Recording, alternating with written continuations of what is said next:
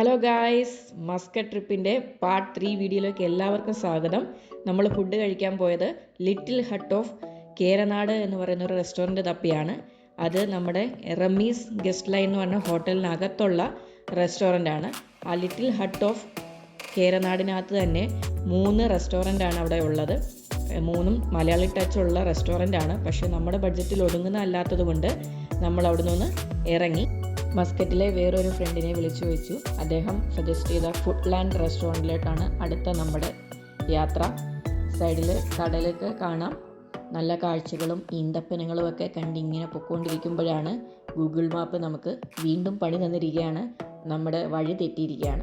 വഴി തെറ്റിക്കഴിഞ്ഞാൽ ഇവിടെ നമുക്ക് തിരിച്ചു വരണമെന്നുണ്ടെങ്കിൽ കിലോമീറ്ററുകൾ സഞ്ചരിച്ചാൽ മാത്രമേ നമുക്ക് യു ടേൺ അടിച്ച് വരാൻ പറ്റത്തുള്ളൂ.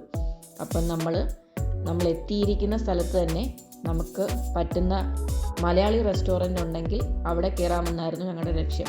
അങ്ങനെ നമ്മൾ അവസാനം കണ്ടെത്തിയിരിക്കുകയാണ് മലബാർ ഡേയ്സ് എന്ന് പറഞ്ഞൊരു റെസ്റ്റോറൻറ്റ്. അത്യാവശ്യം നല്ല തിരക്കുണ്ടായിരുന്നു.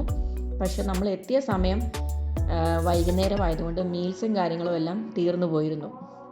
എല്ലാവരും ഊണ് കഴിക്കാമെന്നുള്ള ലക്ഷ്യത്തിലായിരുന്നു മലയാളി റെസ്റ്റോറൻറ്റ് തപ്പി നടന്നത്. പക്ഷേ ഇവിടെ വന്നപ്പോഴത്തേന് ലേറ്റ് ആയതുകൊണ്ട് നമുക്ക് ഊണ് ലഭിച്ചില്ല.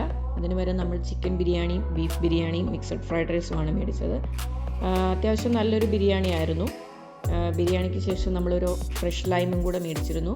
ഫ്രഷ് ലൈമിൻ്റെ ഗ്ലാസ് കാണുമ്പോൾ നമ്മൾ പണ്ട് കെമിസ്ട്രി ലാബിൽ പിപ്പറ്റും ബ്യൂററ്റും ഒക്കെ എടുത്ത ഒരു തോന്നൽ വന്നിരുന്നു. പിന്നെ കുഞ്ഞുങ്ങൾക്ക് കളിക്കാനാണെങ്കിലും ഒരു പ്ലേ ഏരിയ ആ ഒരു റെസ്റ്റോറൻറ്റിനകത്ത് സെറ്റ് ചെയ്തിട്ടുണ്ടായിരുന്നു. കുഞ്ഞുങ്ങൾക്കെല്ലാം ഇഷ്ടപ്പെട്ടു. അവർ കുറേ നേരം അവിടെ കളിച്ചു. കുഞ്ഞുങ്ങൾക്ക് കളിക്കാനൊരു സ്ഥലം കിട്ടി കഴിഞ്ഞാൽ പിന്നീട് അവരെ വിളിച്ചു കഴിഞ്ഞാൽ വരത്തില്ല. പിന്നെ നമുക്ക് ഹോട്ടലിൽ പോയി റൂമൊക്കെ എടുത്ത് സ്വിമ്മിംഗ് പൂളിൽ ഇറങ്ങാമെന്നൊക്കെ പറഞ്ഞാണ് അവരെ വിളിച്ചുകൊണ്ട് വന്നത്. നല്ല സ്പേഷ്യസ് ആയിട്ടുള്ളൊരു റെസ്റ്റോറൻറ്റ് തന്നെയായിരുന്നു.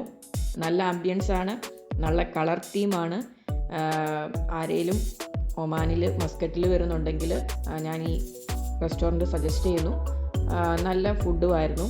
പിന്നീടാണ് ഞാൻ ഏതോ ഒരു വീഡിയോയിൽ കണ്ടത് നമ്മുടെ ഷെഫ് പിള്ള വന്ന് റിവ്യൂ ചെയ്തൊരു ഹോട്ടൽ കൂടിയാണിത്.